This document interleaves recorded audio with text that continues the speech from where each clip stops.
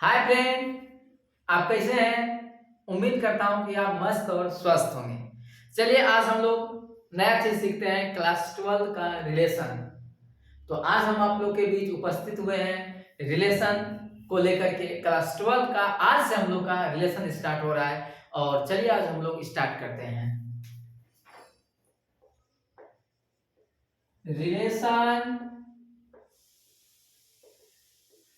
Between two sets.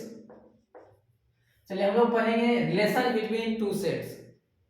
Let A and B are two non-empty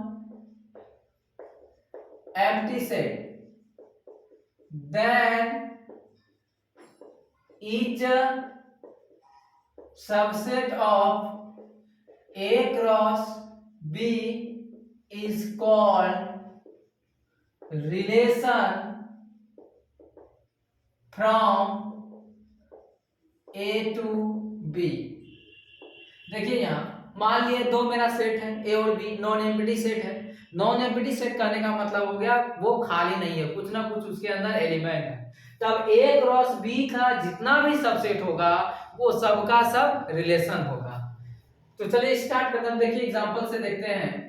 ए मेरा दिया हुआ है सेट, एक ए लेते हैं, इसमें लेते हैं 1 2 3, इसमें तीन एलिमेंट है। और सेट बी लेते हैं 4 5। अब हमें चाहिए यहाँ ए क्रॉस बी। ए क्रॉस बी चाहिए तो देखिए 1 2 3 क्रॉस 4 5। यहाँ देखिए ए क्रॉस बी कैसे करेंगे, 1 4 1 5 2 4 2 5 3 4 3 5। ये मेरा क्या हो गया, ए क्रॉस बी हो गया। R1 एक रिलेशन लेते हैं फाइव। फाइव जो है दुनिया के हर एक सेट का क्या होता है, सबसेट होता है। तो फाइव जो है ए क्रॉस बी का क्या है, सबसेट है। R2 एक रिलेशन लेते हैं 1 4 2 5 3 4। R3 एक रिलेशन लेते हैं 1 4 3 4 3 5। R4 एक रिलेशन ले रहे हैं, देखिए यहाँ 1 4 2 3 1 5। अच्छा देखिए तो यहाँ देखिए R1 जो है सबसेट है ए क्रॉस बी का। R2 जो है सबसेट है ए क्रॉस बी का। क्यों सबसेट है, क्योंकि R2 में जो भी एलिमेंट आया है वो सबका सब कहां से आया है, ए क्रॉस बी से आया है। तो R2 क्या हुआ, सबसेट हुआ ए क्रॉस बी का। R3 देखिए सबसेट है ए क्रॉस बी का। R3 बिल्कुल सबसेट है ए क्रॉस बी का, क्योंकि R3 में जो भी एलिमेंट आया है वो सभी का सभी कहां से आया है, ए क्रॉस बी से आया है। वहीं R4 जो है सबसेट नहीं है ए क्रॉस बी का। क्यों नहीं है, क्योंकि 2 3 जो है ए क्रॉस बी में नहीं है, इसीलिए R4 जो है सबसेट नहीं है। देखिए यहाँ R1 R2 और R3 क्या हुआ, रिलेशन हुआ ए to B. R1 R2 R3 relation हुआ ए टू बी। वहीं R4 जो है रिलेशन नहीं है ए से बी की ओर। लिखेंगे hair R1 R2 and R3 are relation from A to B, whereas R4 is not relation from A to B। देखिए यहाँ R1 और R2 और R3 रिलेशन क्यों हुआ ए टू बी, क्योंकि R1 R2 और R3 जो है ये सबसेट किसका, ए क्रॉस बी का। वहीं R4 जो है सबसेट नहीं है ए क्रॉस बी का। चलिए रिमार्क्स देखेंगे हम लोग अब।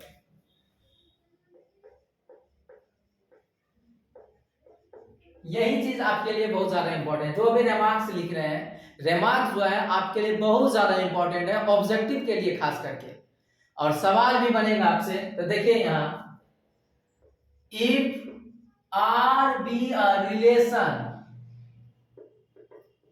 फ्रॉम ए टू बी, देखिए यदि आर रिलेशन हो ए टू बी, तब then R is a subset of A cross B. यदि आर रिलेशन है ए से बी की ओर, तब जो है निश्चित तौर पर जो है आर सबसेट होगा ए क्रॉस बी का। Number second, since phi is a subset of A cross B, पहले भी बता चुके हैं, फाई जो है दुनिया के हर एक सेट का सबसेट होता है। Since phi is a subset of A cross B, so phi is a relation from A to B known as empty relation, known as empty relation और void relation। इसको हम लोग empty relation के name से जानते हैं या void relation के नेम से जानते हैं। Since A cross B is a subset of क्या, A cross B, दुनिया का जितना भी सेट होता है वो अपने आप का क्या होता है, सबसेट होता है। Every set is a subset of क्या, itself. So A cross B is a subset of क्या, A cross B। So A cross B is a relation from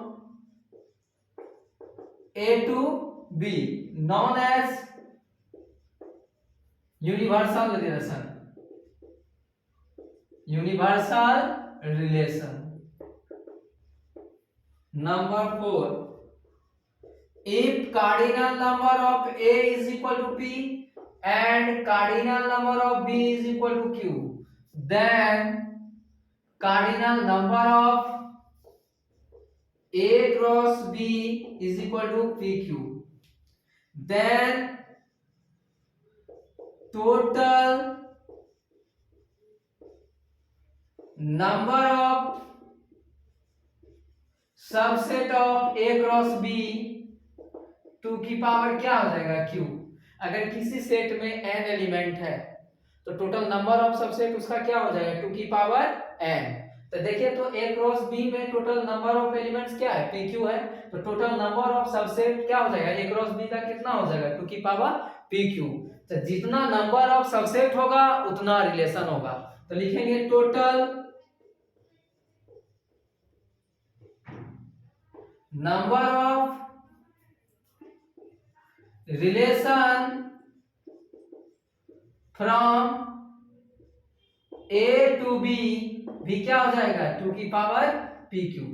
जितना नंबर ऑफ रिलेशन सबसेट होगा उतना number of relation होगा। चलिए आगे बढ़ते हैं अब हम लोग। आगे देखेंगे, if AB belongs to R, then it means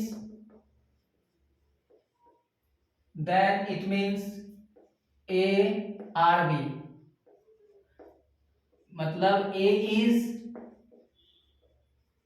related to B। if AB does not belong to R, then it means A is not related to B, A is not related to B। Number 7, A B का whole inverse हो जाएगा, order change हो जाएगा, इसका B ए हो जाएगा। अगला देखेंगे हम लोग, आर इनवर्स का होल इनवर्स हो जाएगा R. Number 9, the set of all the first entry in each element of a relation is called domain, and the set of all the second entries is called range. देखिए किसी से relation का जो दिया हुआ relation है, relation का first entry जो होगा वो क्या होगा, डोमेन होगा, और सेकेंड एंट्री जो होगा क्या कहलाएगा, उसका रेंज कहलाएगा। जैसे एग्जांपल से देख लीजिए, ए एक सेट दिया है, इसमें दिया है 1 2 3, बी एक सेट है, इसमें है अल्फा बीटा, तो हम आर एक रिलेशन ले लेते हैं 1 alpha 1 beta, 2 alpha 2 beta, 3 alpha 3 beta, R is be a relation from A to B। ये जो है रिलेशन है A to B। तो इसका जो फर्स्ट एंट्री होगा वो मेरा, इसका जो फर्स्ट एंट्री होगा वो मेरा क्या कहलाएगा, डोमेन कहलाएगा। इसका देखिए यहाँ फर्स्ट एंट्री जो है ये क्या कहलाएगा, डोमेन कहलाएगा। फर्स्ट एंट्री क्या कहलाएगा, डोमेन कहलाएगा। तो इस रिलेशन का जो डोमेन हो जाएगा क्या हो जाएगा, देखिए डोमेन ऑफ द रिलेशन क्या हो जाएगा, देखिए तो 1 1 2 2 3 3, मतलब किसी भी सेट को लिखते वक्त रिपीटेशन अलाउड नहीं होता है। तो क्या लिखेंगे 1 2 3, और इसका रेंज क्या हो जाएगा, रेंज इसका हो जाएगा सेकेंड एंट्री जो हो जाए होगा, इसका क्या होगा, रेंज होगा अल्फा बीटा, यानी रिपीटेशन इज नॉट अलाउड। और कोडोमेन की बात करेंगे, कोडोमेन इसका क्या हो जाएगा, जिसकी ओर रिलेशन जाए उसको हम लोग कहते हैं कोडोमेन। देखिए रिलेशन ए टू क्या है, बी है, मतलब इसका जो कोडोमेन हो जाएगा क्या हो जाएगा, सेट बी। अब मिलते हैं हम लोग अगले वीडियो में।